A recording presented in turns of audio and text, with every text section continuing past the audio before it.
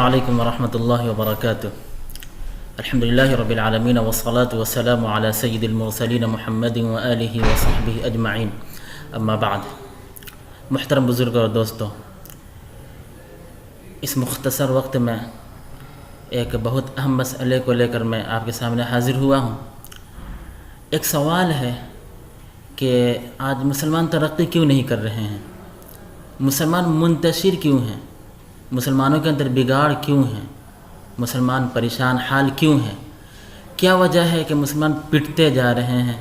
کیا وجہ ہے کہ مسلمانوں کے اوپر آفتیں اور مصیبتیں نازل ہوتی جا رہی ہیں؟ حالانکہ مسلمانوں کے پاس قرآن ہے، مسلمانوں کے پاس حدیث ہے، مسلمانوں کے پاس سیرت نبویہ کی روشنی ہے، سیرت صحابہ کی روشنی ہے، سیرت علماء کی ربانیین، سیرت علماء صالحہ متقین پرہیزگاروں کی روشنی ہے، ان کی زندگی کے آثار ہیں، ان کی زندگی کے مطالعے ہوتے رہتے ہیں، پھر بھی یہ مسلمان کیوں نہیں ترقی کر رہے ہیں؟ کیوں ان کے اندر انتشار ہے؟ کیوں پریشانی ہے؟ کیا وجہ ہے کہ یہ ہمیشہ پریشانیوں میں ہی گھرتے چلے جا رہے ہیں؟ تو میرے محترم بزرگوں اور دوستو، اس کا جواب ایک ہے، اس کا جواب صرف ایک ہے، اور وہ یہ ہے کہ مسلمانوں کے اندر اخلاص اور اخلاق کا فقدان ہے۔ اخلاص کی کمی ہے اور اخلاق کی بھی کمی ہے۔ آج مسلمانوں کی حالت یہ ہے کہ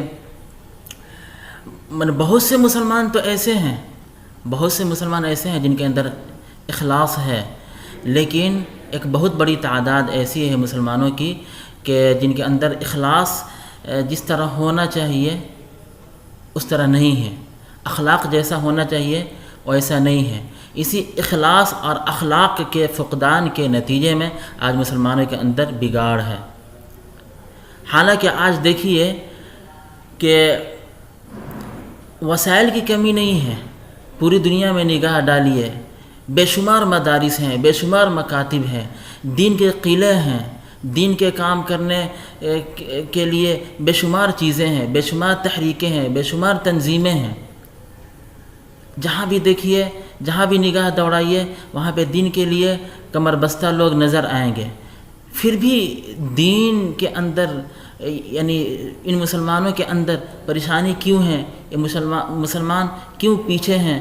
اور یہ دین سب تک کیوں نہیں پھیل پایا؟ تمام لوگوں تک یہ دین کیوں نہیں پھیل پایا؟ سب لوگ اس کو قبول کیوں نہیں کر لے رہے ہیں؟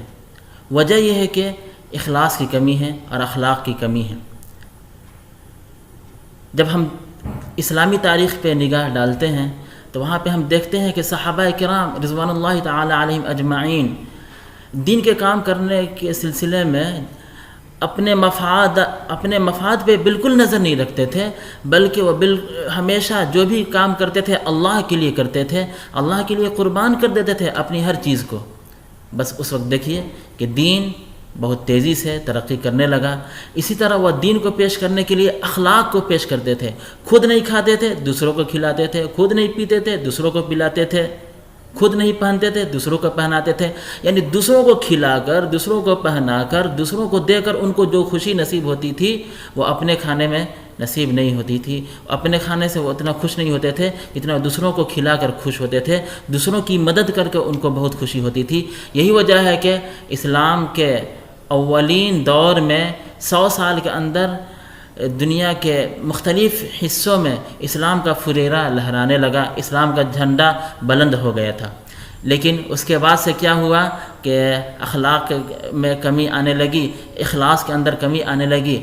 تو آج ہم دیکھتے ہیں کہ بے شمار وسائل ہیں، بے شمار مدارس ہیں، بے شمار علماء ہیں، بے شمار کتابیں ہیں، لیکن پھر بھی مسلمان آپس میں منتشر ہیں، متفرق ہیں، الگ الگ ہیں، بٹے ہوئے ہیں اور پریشانیوں میں مبتلا ہیں۔ تو وجہ یہ ہے کہ اخلاص کی کمی ہے اور اخلاق کی کمی ہے۔ اگر ہم آج بھی اخلاص اپنے اندر پیدا کر لیں اور اخلاق پیدا کر لیں تو پھر آج ہم دیکھیں گے کہ چند لمحوں میں، چند منٹوں میں، تھوڑی دیر میں، چند ایام میں، چند دنوں میں اسلام ہم بہت لوگوں تک پہنچا دیں گے، اور بہت لوگ اسلام کو قبول کر لیں گے، اور جو مسلمان ہیں وہ بھی اس پہ ڈٹ جائیں گے، جم جائیں گے۔ شرط یہ ہے کہ ہم اپنے اندر اخلاص پیدا کریں اور اپنے اندر اخلاق پیدا کریں۔ جو بھی مخلص ہوتا ہے اللہ تعالیٰ اس کو ضرور کامیاب کرتے ہیں، اور جس کے اندر اخلاص کی کمی ہوتی ہے تو پھر وہ ناکام ہی ہو جاتا ہے۔ بلکہ اخلاص کی کمی ہے تو یہ تو شرک خفی ہے، یہ شرک کے دائرے میں آتا ہے، اور اللہ تبارک تعالیٰ ایسے لوگوں کو برباد کر دیتے ہیں۔ آج حالت یہ ہے کہ ایک مدرسے والے اور دوسرے مدرسے والے، حالانکہ دونوں جگہ دین کا کام ہو رہا ہے، تو سب لوگ مل جل کر تمام مدارس کی مدد کرتے تو پتہ یہ چلتا ہے، دیکھنے میں یہ ہوتا ہے کہیں کہیں، سب لوگ تو نہیں لیکن کہیں کہیں ایسا ہوتا ہے کہ کچھ لوگ ہیں کہ وہ صرف ایک مدرسے کو نشانہ لگا لیتے ہیں کہ ہاں اس کی مدد کریں گے اور اس کے ذریعے سے دین کا کام کریں گے، حالانکہ دوسری جگہ بھی دین کا کام ہو رہا ہے تو اس کی مدد نہیں کرتے بلکہ اس کی مخالفت کرنے لگتے ہیں۔ اگر مدد نہیں کر رہے ہیں کسی حکمت کی وجہ سے کہ ہم اکیلے کس کی مدد کریں، میرے سامنے جو مدرسہ ہے اسی کی ہم مدد کریں، یا جو تحریک ہے اسی کی مدد کریں، یا جو تنظیم ہے اسی کی مدد کریں، ٹھیک ہے کوئی بات نہیں ہے، لیکن جو دوسری جگہ بھی دین کا کام ہو رہا ہے تو پھر اس کو حقارت سے کیوں دیکھ رہے ہیں یا اس کی مخالفت کیوں کر رہے ہیں؟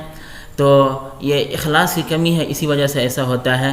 اور اس طرح سب لوگ نہیں کر رہے ہیں، ماشاءاللہ الحمدللہ بہت بڑی تعداد ہے جو اخلاص والوں کی ہے، لیکن ایک تعداد ایسی بھی ہے کہ اخلاص کی کمی ہے، اور بہت سے لوگوں کے اندر اخلاص تو ہے لیکن جس درجے میں اخلاص کا وجود ہونا ضروری ہے اس درجے میں نہیں ہے، جس کی وجہ سے یہ ہم دیکھ رہے ہیں کہ ہمارے اندر پریشانیاں ہیں، مصیبتیں ہیں، آزمائشیں ہیں، امتحانات ہیں اور ناکامیاں نظر آتی ہیں۔ اللہ تبارک تعالیٰ سے دعا ہے کہ اللہ تبارک تعالیٰ ہم سب کے اندر اخلاص پیدا کر دے اور ہم سب کے اندر اخلاق پیدا کر دے۔